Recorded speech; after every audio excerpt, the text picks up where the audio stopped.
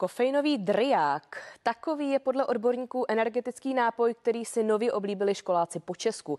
Mezi dětmi ho propagují populární youtubeři a influenceři, kteří mají vliv na chování dětí. Některé druhy těchto drinků obsahují nejen vysokou dávku kofeinu, ale také draslíku, který v nepřiměřeném množství může poškodit ledviny. V jedné ze škol už varovali rodiče, aby ho děti nepily.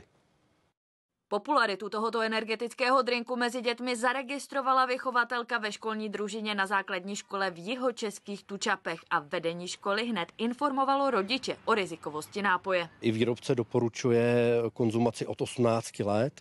No, jelikož se nejedná o zakázaný produkt, tak my nic jiného než informovat ty rodiče nemůžeme. Mohli bychom zasáhnout do změny školního řádu. A nápoj znají i pražské děti, které jsme potkali cestou ze školy. Znáte Prime? Ano, známe. A měli jste to někdy? Jo, měli. Ví to vaši rodiče, že si to kupují? Jo, vědí. Ale nesouhlasí s tím. Nesouhlasí s tím, tak.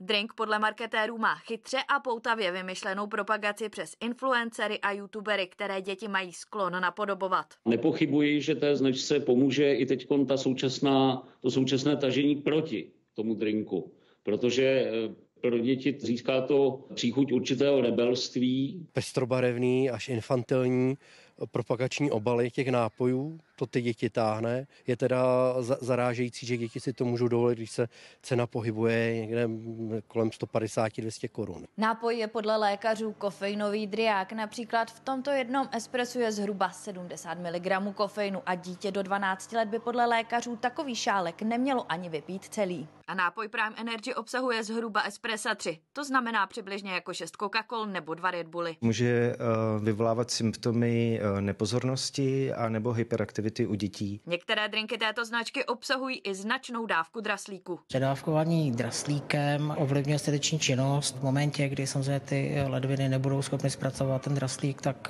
tam potom může být ten člověk ohrožen na životě i při relativně malých dávkách. Ministerstvo zdravotnictví pracuje na vytvoření pravidel, která by zamezila prodej energetických drinků pro děti. Během ledna bychom právě s tím chtěli diskutovat i s výrobci, dodavateli těchto nápojů a samozřejmě lékařskými společnostmi. Třeba ve Velké Británii si energetické nápoje nemohou koupit děti mladší 16 let. Redakce Pavlína Fabiánová, CNN Prima News.